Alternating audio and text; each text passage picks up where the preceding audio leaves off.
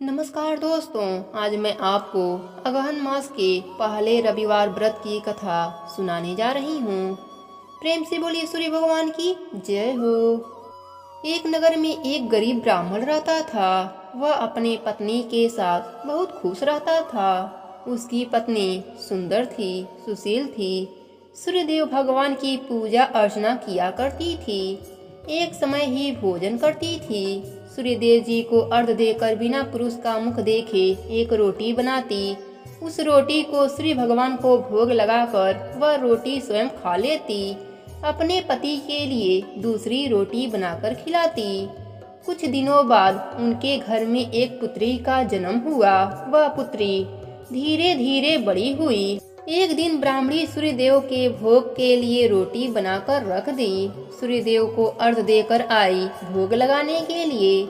तब तक उसकी पुत्री उस रोटी का कोना तोड़कर खा गई, पर ब्राह्मणी को पता नहीं चला। वह उस रोटी का भोग सूर्यदेव को लगा दिया। तब तक आकाशवाणी हुई, हे देवी, यह रोटी तेरी बेटी ने जूठी कर दी है।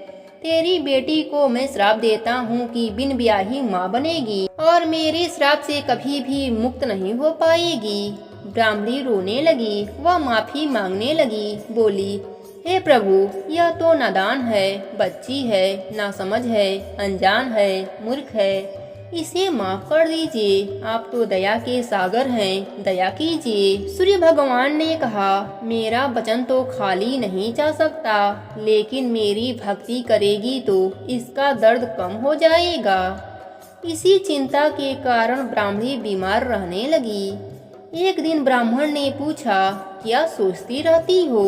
ब्राह्मणी ने कहा, मैं आपको एक बात बताना चाहती हूँ, वह राज है, आप अपने मन में ही राज रखना। तब ब्राह्मण ने कहा, मैं राज ही रखूंगा, बताओ क्या बात है। ब्राह्मणी ने सूर्यदेव के श्राप की सारी बात बताई और ब्राह्मणी ने कहा, इसकी छोटे उम्र में ही शादी कर देना, पुत्री को घर के अंदर रखना, किसी भी पुरुष का मुख मत दिखाना, इस कलंक से बचा लेना। ब्राह्मण ने कहा, आज से मेरा वचन है, मैं तेरी हर बात को निभाऊंगा। ब्राह्मणी ने कहा, एक बात और है, तुम इसे छोटी उम्र में ही सूर्यदेव का पूजा करना सिखा देना, क्योंकि सूर्यदेव इसके भक्ति से प्रसन्न हो जाएंगे तो श्राप वापस ले लेंगे। ब्राह्मण ने यह भी वचन दे दिया। कुछ क्षणों के बाद ब्राह्मणी मर गई। कुछ ही दिनों के बाद उसकी पुत्री बड़ी होने लगी। ब्राह्मण ने उसे सूर्यदेव की पूजा करना सिखा दिया। वह भी अपने माँ के तरह ही सूर्यदेव की पूजा अर्चना करती।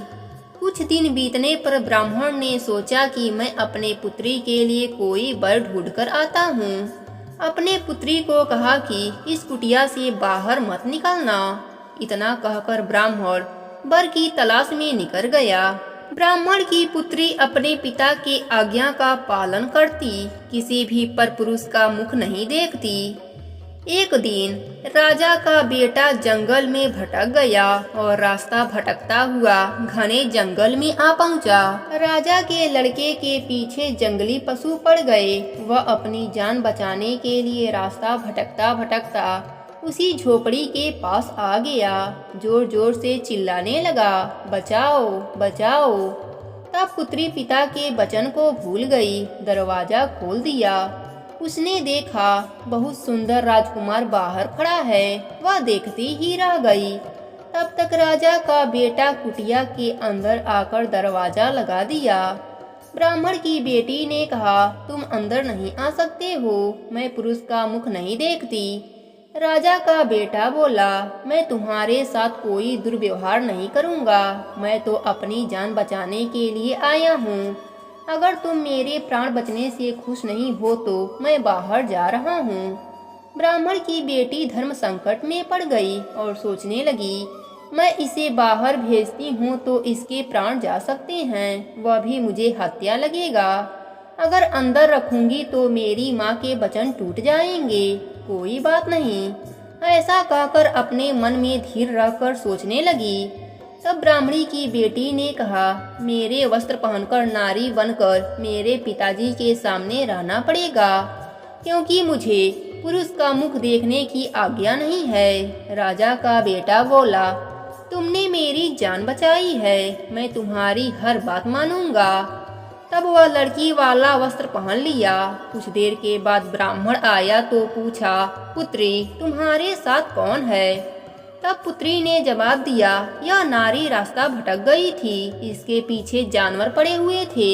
यह अपनी जान बचाने के लिए आवाज लगाई तो मैंने दरवाजा खोल दिया।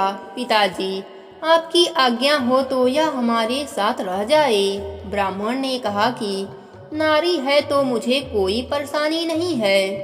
कई दिन बीत गए। उन दोनों में इतना प्रेम बढ़ गया कि वह हर हद पार कर गए। ब्राह्मण की बेटी गर्भवती हो गई। दोनों घबराने लगे। राजकुमार ने कहा, तुम अपने पिताजी से कह देना कि मैं गर्भवती थी। मैं जब बाहर से आई थी तभी गर्भवती थी। तब राजकुमार की बात मानकर अपने पिता से ऐसा ही कहा। ब्राह्मण की बेटी ने अपने पिताजी के आते ही बीमारी का बहाना बनाकर सो जाती। धीरे धीरे 9 महीने बीत गए। उसका अंत समय आ गया। पिताजी को आवाज लगाई, बोली, इसकी अंतिम समय है। पिताजी आप दाई माँ को बुला दीजिए। ब्राह्मण ने दाई को बुलाकर लाया। दाई माँ ने अंदर आकर देखा तो ब्राह्मण की बेटी गर्भवती थी। उसका बच्चा होने वाला था। राजा के बेटे ने सारी बात बताई और कहा, अगर तुम किसी से कुछ नहीं बताओगी तो मैं तुम्हारा घर मोहरों से भर दूंगा। दाई ने राजा के बेटे के कहे अनुसार ही किया। बाहर जाकर किसी को कुछ नहीं बताया। धीरे धीरे उनका बेटा बड़ा होने लगा।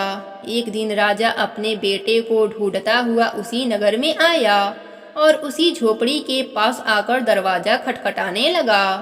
ब्राह्मण की बेटी ने दरवाजा खोला। तब तक राजकुमार नहाकर बाहर निकला। राजा ने अपने पुत्र को पहचान लिया।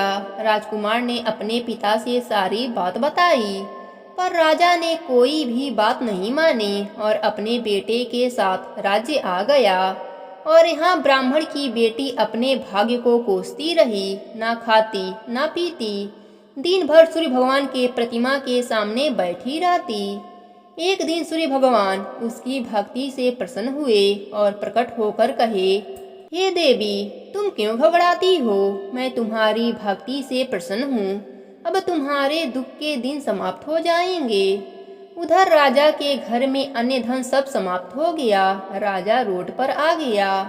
एक दिन राजा के सपने में सूर्य देव ने दर्शन देकर कहा, तुम्हारा अन्य धन मैंने नष्ट किया है। यह सब मेरे क्रोध के कारण हुआ है। तुमने ब्राह्मण की बेटी के साथ अन्याय किया है। राजा ने सूर्य भगवान से क्षमा मांगने लगा और सब पहले जैसा होने का उपाय पूछा। तब सूर्य भगवान ने बताया कि अगर तुम ब्राह्मण की बेटी को ब्याह कर लाओगे और उसके बच्चे को उत्तराधिकारी बनाओगे तो तुम्हारा राज्य पहले जैसा हो जाएगा। राजा की आंख खुली तो वह पश्चाताप करने लगा। अपने पुत्र से बोला, बारात की तैयारी कर लो, चलो ब्राह्मण के घर चलते हैं तुम्हारे पत्नी को लाने। बेटा खुश हो गया। राजा बारात लेकर ब्राह्मण के झोपड़ी के पास आया तो ब्राह्मण घबराने लगा कि राजा मुझे मारने आया है। तब राजा ने ब्राह्मण से माफी मांगने लगा और कहा, हे ब्राह्मण, मैं तुम्हारा कसूरवार हूँ। मैंने तुम्हारी बेटी के साथ गलत किया है। अब दोनों की शादी करने आया हूँ। तब ब्राह्मण खुश हो गया। दोनों की शादी धूमधाम से हो गई। सूर्य भगवान की कृपा से उनका राज्य पहले जैसा हो गया और ब्राह्मण की कन्या सुख भोगने लगी। हे सूर्य भगवान, अपने सभी भक्तों को निरोगी काया सुख सौभाग्य देना। ब्राह्मण की बेटी की तरह किसी को भी श्रापित मत करना। प्रेम से बोलिए सूर्य भगवान की जय हो।